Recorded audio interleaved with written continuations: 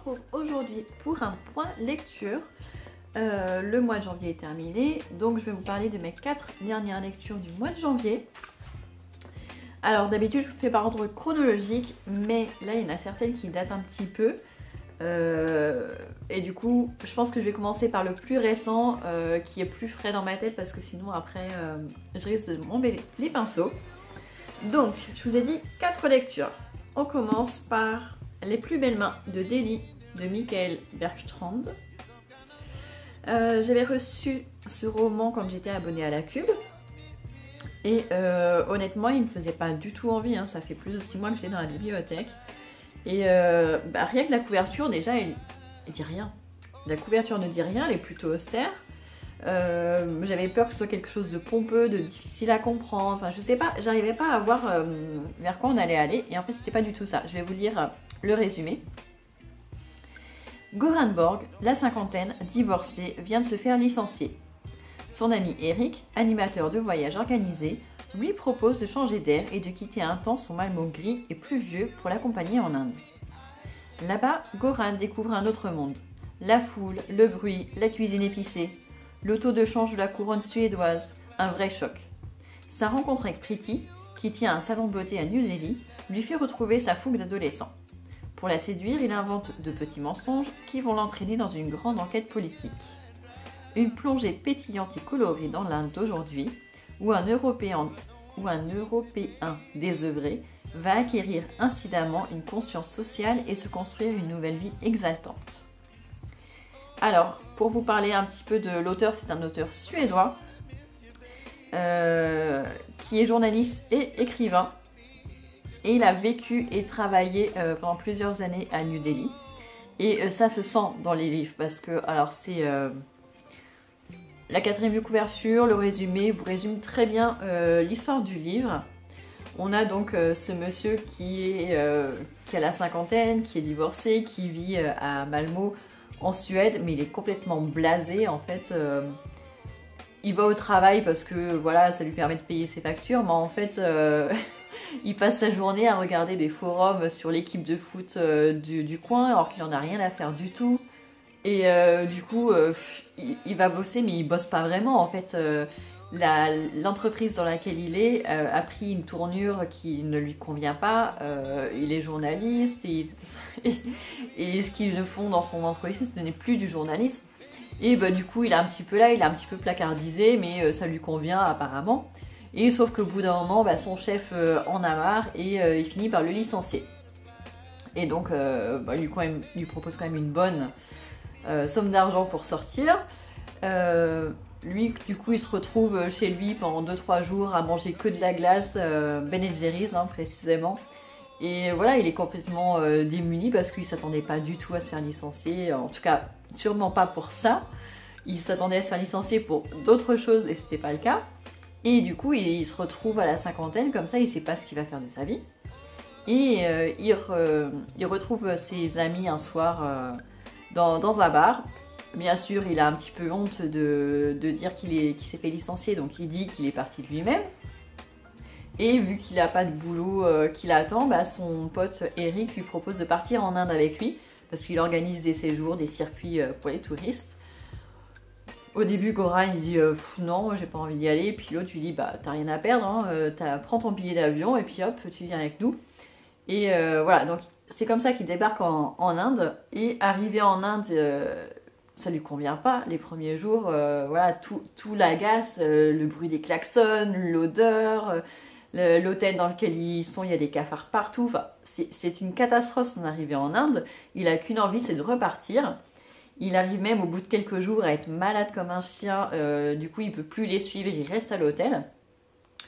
Et Eric va lui envoyer un Indien qui est son ami pour prendre en charge Goran, pour le rapatrier à New Delhi, parce que bah, du coup il était dans un hôtel assez loin. Et en fait, eux deux, Goran et Yogi, vont se lier d'amitié, une vraie amitié qui naît très joliment. Et ça va faire que finalement, Goran ne va pas repartir en Suède tout de suite. Il va rester un petit peu chez Yogi, le temps de se remettre, parce qu'il a été très très malade quand même, donc faut lui laisser le temps de se remettre physiquement. Et puis après, finalement, en étant chez Yogi, bah, il aime bien Yogi, il est sympa et tout ça. Il lui montre quelques petits trucs du pays. Donc, il le fait sortir un petit peu. Il découvre des aspects voilà, qui ne sont pas visibles au premier abord.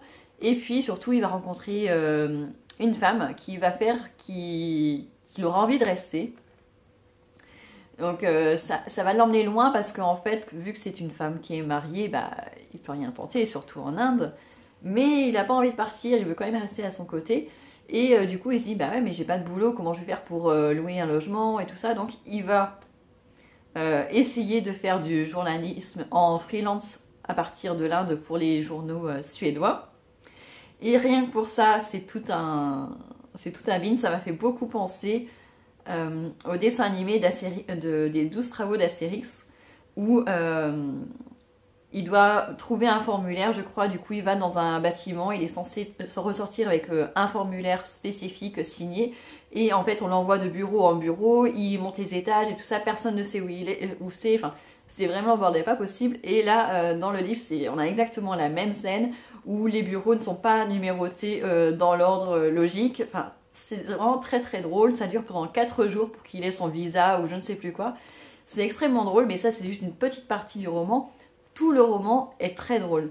J'avais lu il y a quelques mois Le vieux qui ne voulait pas fêter son anniversaire de Jonas Jonasson et j'avais trouvé ça très drôle. Et bah là c'est pareil, c'est un deuxième auteur suédois que je découvre et pareil, on sent le même humour, la même autodérision qui fait vraiment du bien parce que même s'il y a des thèmes quand même qui sont abordés qui sont vraiment pas joyeux, sur la condition de vie des enfants, sur le système de classe sociale, enfin mince, comment on dit, les castes, on voit qu'il y a la pauvreté qui est vraiment, mais qui côtoie le luxe indécent. Donc il y a vraiment toute cette dualité en Inde qui est difficile. Notre personnage y est confronté au quotidien, il y a les conditions de vie en termes d'hygiène, enfin, il y a plein de choses qui sont abordées dans le livre, mais avec la petite touche d'humour qui arrive par-ci par-là, et ben ça fait pas du tout donneur de leçons. On reçoit le message, on comprend le message et on est d'accord avec le message, et ça n'empêche pas de passer un très très bon moment. Donc j'ai vraiment beaucoup aimé, et on sent le fait qu'il ait vécu dans cette ville, le fait parce qu'en fait notre personnage il est journaliste et lui-même l'écrivain est journaliste, donc on sent qu'il y a du vécu, on sent que voilà c'est pas juste de l'imagination, des choses qui ont été vécues et j'ai trouvé ça très bien fait. Donc c'était une bonne surprise parce que je ne m'attendais pas du tout à quelque chose de ce genre. Je sais qu'il y a une suite. Sur cette édition-là, on ne le voit pas, mais sur une autre édition, on voit que c'est le tome 1. Donc apparemment, il y a un tome 2. Je ne sais pas quel titre il a. Et on s'en doute parce qu'à la fin, il se passe quelque chose. On se dit, bah ouais, forcément, il va se passer quelque chose. Mais je pense que je vais rester sur ce tome 1 qui laisse une fin ouverte. Parce que c'était sympa. Mais j'avais pas, toute la journée, j'avais pas cette envie voilà, de retrouver mon livre le soir et de savoir la suite. C'était plaisant, c'était agréable. Mais c'était pas non plus addictif. Donc je pense que je lirai que le 1. Après, je me laisse la possibilité de changer d'avis. Ensuite, j'ai lu un roman espagnol, Apprendre à parler avec les plantes, de Marta Oriols. Je ne l'ai pas là parce que je l'avais emprunté à la médiathèque et je l'ai rendu. Alors, c'est un livre qui date de 2020, qui est écrit par une autrice espagnole. Alors, dans cette histoire, on suit Paola, qui a 42 ans. Elle est médecin en néonate dans un hôpital à Barcelone. Et en fait, dès le début du roman, on apprend qu'en fait, son compagnon, il n'était pas marié, son compagnon vient de mourir, ou quelques semaines auparavant, mais en tout cas c'est très récent. Et en fait, le jour où il est mort d'un tragique accident, il lui a fait une révélation à laquelle elle ne s'attendait pas du tout. Et du coup, il s'est passé juste quelques heures entre ces deux chocs. Le premier, l'annonce que son compagnon lui a fait, et après, quelques heures plus tard, sa mort. Et du coup, elle se retrouve avec ces deux chocs à encaisser, et dont un deuil. Alors bien sûr, l'annonce en plus que lui a révélé, son entourage n'est pas au courant. Donc elle est la seule et son meilleur ami à être au courant. Donc c'est un secret.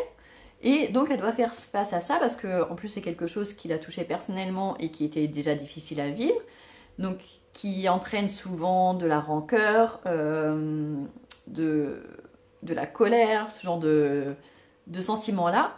Et en même temps, elle est censée faire son deuil de ce compagnon dont elle était amoureuse.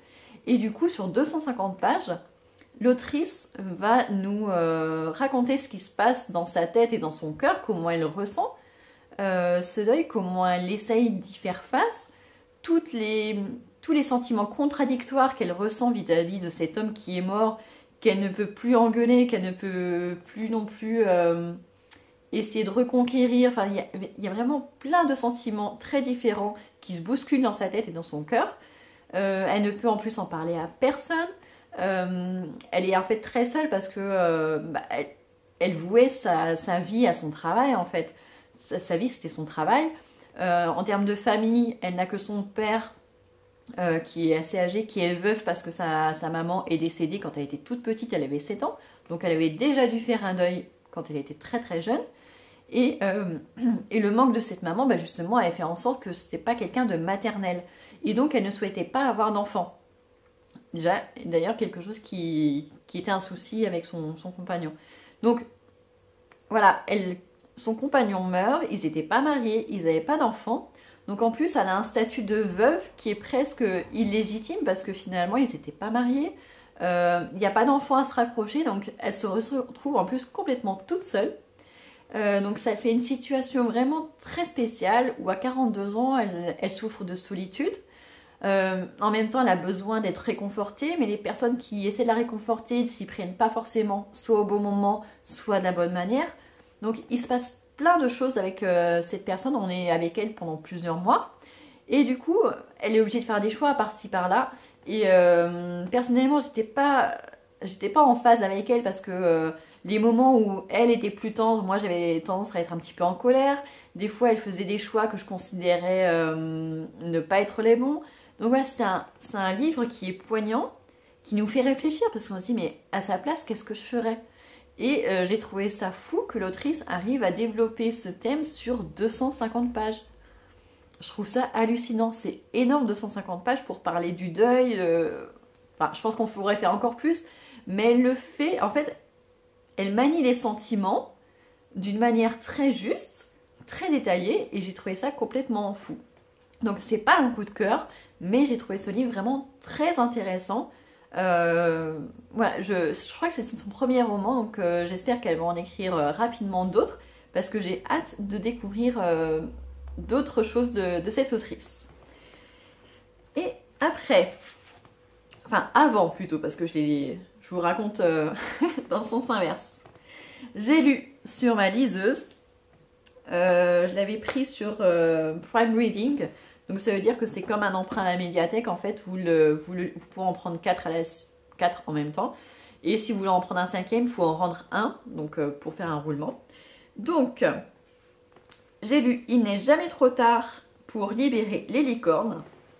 Donc c'est un roman plutôt feel good, développement personnel. Ça a été écrit par Melody Miller, qui est une autrice, si je ne me trompe pas, franco-américaine. C'est un tome 1, normalement il y a 4 tomes, mais on peut très bien s'arrêter à la fin du premier. Voilà. Alors, déjà la couverture est assez sympa, je vous la mettrai ici ou ici pour qu'on puisse la voir. C'est vraiment la couverture et le titre qui m'ont donné envie de le lire. Et c'est vrai que ça faisait un petit moment que je l'avais dans ma bibliothèque Kindle. Et je trouvais pas forcément l'occasion de la ressortir. Et vu que je venais juste de lire un e-book, je me dis pourquoi pas continuer sur la liseuse. Ça m'évitait de redescendre dans le salon chercher un autre livre. Alors, là on est sur une jeune personne qui a, je sais plus quel âge elle a, entre 20 et 30 ans. Elle s'appelle comment déjà? On est avec Manon. Donc Manon, elle a entre 25 et 30 ans, je me souviens plus très bien. Elle travaille pour une entreprise d'événementiel, je crois. Ouais, ils organisent des événements et tout ça. Elle vit à Paris, elle a apparemment un superbe appart, elle vit seule. Elle a des responsabilités. Enfin, au tout début, on a l'impression que tout va bien. Et en fait, sa boss la convoque et elle se dit bah, je vais me faire virer, forcément la boîte va mal, si elle veut me voir c'est forcément qu'elle veut me virer. Et en fait pas du tout, sa boss lui demande de partir quelques semaines à Ibiza au siège de l'entreprise pour trouver une solution pour relancer la boîte parce que sinon ils vont faire faillite. Au début elle dit bah non j'ai pas envie d'aller à Ibiza, je dois aller voir ma grand-mère, j'ai prévu de passer les vacances avec elle et tout ça. Et sa boss et sa meilleure amie réussissent quand même à la persuader. Ils se disent tu vas quand même aller à Ibiza, c'est un super coin, il y aura du soleil alors qu'ici à Paris il fait gris. Et par contre il y a un petit truc qui est pas très sympa, c'est qu'elle va devoir vivre en colocation alors que elle aime l'ordre, elle est très maniaque donc elle préfère vivre seule. Mais elle finit par partir à Ibiza, dans une superbe villa luxueuse et tout ça, avec des colocataires assez spéciaux. Tous un petit peu perchés. Et du coup, bah, ça va pas du tout avec son caractère quand elle part de Paris. Et elle va devoir bah, justement s'y habituer. Alors, c'est complètement tiré par les cheveux, mais c'est très drôle par contre. Moi, ce qui me fait rire, c'est que on nous parle de son enfance aussi, où bah, justement elle adorait se déguiser. Voilà, les licornes, ça a vraiment une signification pour elle dans son enfance. Et du coup, ça m'a fait penser à ma fille. J'ai ma deuxième fille qui a actuellement 9 ans, et pareil, les licornes, elle adore ça. Elle a plusieurs peluches licornes. Son agenda, il y a des licornes. Enfin, elle a plein de trucs avec des licornes. Ça fait déjà 2-3 ans que ça dure, peut-être même un petit peu plus. Et ça me fait rire. Je me suis dit, mais pourvu qu'elle garde ce petit côté enfantin comme ça en grandissant, parce que c'est important de garder un petit peu de folie et de ne pas d'un seul coup couper et rentrer dans la vie des adultes en fait. Donc j'ai trouvé ça assez intéressant. Et du coup on a ça dans cette histoire parce qu'en fait Manon, donc je vous raconte ça, je vous dis que c'est drôle, mais en fait il n'y a pas que des côtés drôles.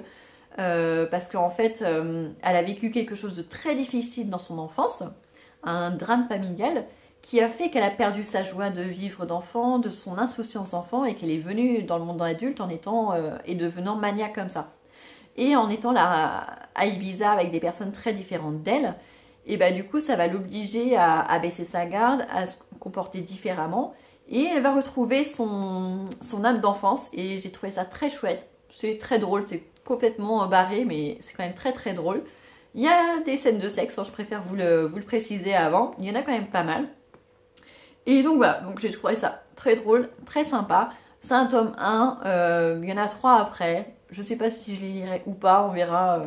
Si j'ai rien d'autre à lire, oui je les lirai, mais sinon je sais pas, je trouve que le 1 se suffit à lui-même aussi. Mais en même temps, on sent qu'elle va revenir vers des personnes qu'elle n'a pas vues depuis longtemps, donc ça peut expliquer aussi son passé. Donc pourquoi pas, mais je suis pas sûre. Et enfin, je vais vous parler d'un livre que j'ai reçu en service presse, c'est La stroboscopie du zèbre, écrit par Valérie Mansec. Donc ça, c'est un livre de 2023. Apparemment, il fait 250 pages, mais moi, j'ai vraiment pas eu l'impression. Je l'ai lu en version numérique et je l'ai vraiment trouvé très très court. Donc 250 pages, ça doit être très aéré, je pense. Donc là, on est en fait sur une histoire d'une jeune femme, enfin, qui a quand même une trentaine d'années et elle a envie d'avoir des enfants. Elle est avec son compagnon depuis un petit moment, mais lui il veut pas d'enfant, et en fait elle découvre qu'elle est enceinte. Donc elle se dit, je vais essayer de lui en parler. Et en fait, en abordant le sujet, on voit qu'il se braque tout de suite. Et du coup elle se dit, bah laisse tomber, je le quitte. Voilà, et je garde l'enfant. Voilà, je vous fais le résumé. Et bah du coup elle va élever seule son enfant, sans le dire au père. Et elle va découvrir que son enfant, en fait, il est très différent des autres, parce plein d'aspects différents, et on va découvrir qu'il est haut potentiel intellectuel et émotif, donc HPI, HPE. Ça regroupe tout ce qu'on appelle maintenant les enfants zèbres, donc qui seront des enfants surdoués, précoces, enfin, on utilise plein de termes. Alors l'histoire est chouette, c'est bien écrit, même si les conversations par moments sont vraiment un petit peu trop basiques en fait, parce que entre la conversation et ce que l'autrice nous raconte après autour, bah, il y a des redites. Donc, mais bon, c'est pas très grave, c'est quand même très, très plaisant. Mais alors moi j'ai eu un problème avec ce livre-là, c'est que moi j'ai été confrontée à des enfants justement HPI et zèbres. Et du coup l'histoire est racontée, c'est vraiment l'histoire idyllique en fait, où l'enfant est repéré très tôt, on trouve les solutions avec les parents, voilà, il découvre qu'il a un enfant dans la même école qui est comme lui, du coup ils deviennent copains, et voilà. Donc tout va bien dans le meilleur des mondes. Et ça m'a agacée parce qu'en fait finalement ce scénario-là, il arrive très très très rarement. Voilà, à 6 ans, l'avenir du petit est réglé, tous ses problèmes sont réglés, et voilà, il va grandir comme n'importe quel enfant. Alors que pas du tout, voilà, c'est vraiment une infinie partie qui peut se dérouler de cette manière-là, mais en règle générale, à 95%, ça se passe pas comme ça. Les parents vivent des choses beaucoup plus difficiles, les enfants aussi, les professeurs ne sont pas tous formés pour repérer ce genre de choses. Il n'y a pas assez de psychologues qui sont capables d'aider ces enfants-là. Et voilà, donc j'ai trouvé ça un petit peu trop bisounours. Donc ça m'a un petit peu dérangée, mais en même temps, ça reste un roman pour quelqu'un qui n'y connaît rien du tout. Ça sera une histoire plaisante et ça permettra de découvrir certains aspects des enfants zèbres. Mais voilà, c'est pas à mettre entre les mains des parents qui ont été concernés parce que bah, ça a un effet un petit peu révoltant parce qu'on se dit bah ouais, on aurait bien aimé vivre ce genre de choses, mais nous on l'a pas vécu, ça a été très très différent.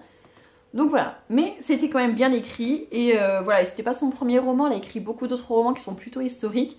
Donc là, elle s'est attaquée à quelque chose d'autre. Et bah voilà, elle se dit que finalement, c'était pas vers ça qu'elle va se réorienter, mais elle va peut-être rester vers les romans historiques parce que c'est plus son domaine. Voilà, en tout cas, j'espère que je vous aurai donné un petit peu envie de lire certains de ses livres. Et je vous dis à très bientôt.